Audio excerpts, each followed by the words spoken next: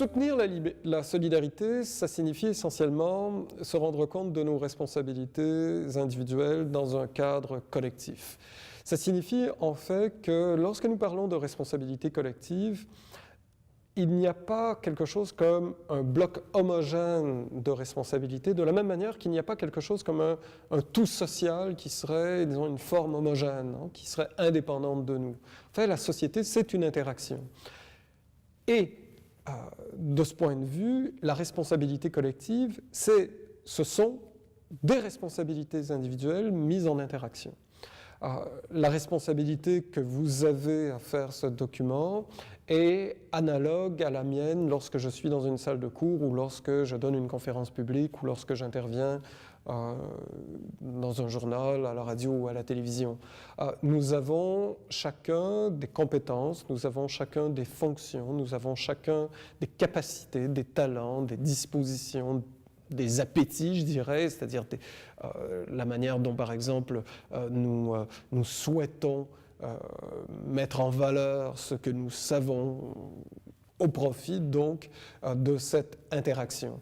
Et par interaction, j'insiste parce que sinon, nous pourrions croire, en fait, qu'il n'y a de possibilité d'entrer dans un schème de solidarité que si et seulement si nous partageons exactement la même vision des choses.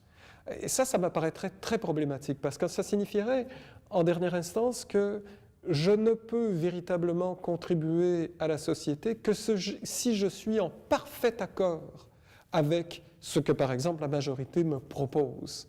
Alors que pour moi, être dans un réseau de solidarité, ce n'est jamais abandonner ce que nous sommes en propre au nom d'un soi-disant appel collectif.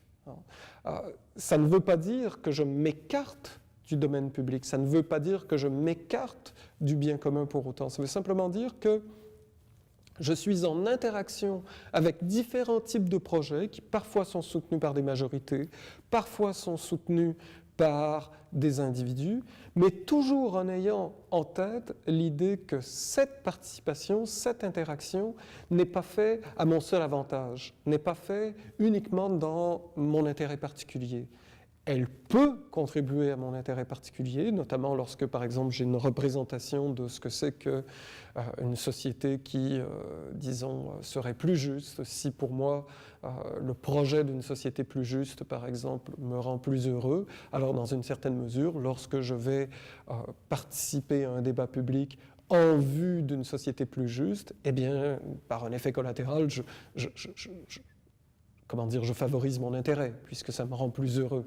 Mais il n'en demeure pas moins que ce qui compte est que je puisse défendre l'option qui est la mienne, que je puisse défendre les choix qui sont les miens, dans la perspective de quelque chose qui serait compréhensible, qui serait admissible à l'aune du bien commun. Et ça m'apparaît très important. Mais dire cela, ça ne signifie pas d'emblée que j'ai déjà, disons, une vision très forte de ce que c'est que le bien commun. Un peu comme si, finalement, les individus, leur seule contribution à quelque chose comme la solidarité ou le bien commun, ce serait de se mettre en adéquation par rapport au projet qui leur est présenté. Pour moi, ça m'apparaîtrait très problématique. Ça voudrait dire, en fait, que, dans le fond, si nous voulons penser une société solidaire, c'est toujours solidaire par rapport à quelque chose qui les dépasse, quelque chose qu'ils n'ont pas véritablement choisi. Or, pour moi, ce qui est le premier travail de la responsabilité collective, c'est de participer au choix, c'est-à-dire c'est de mettre en place des options qui font en sorte que nous ferons les meilleurs choix possibles ensemble et pour l'ensemble d'entre nous.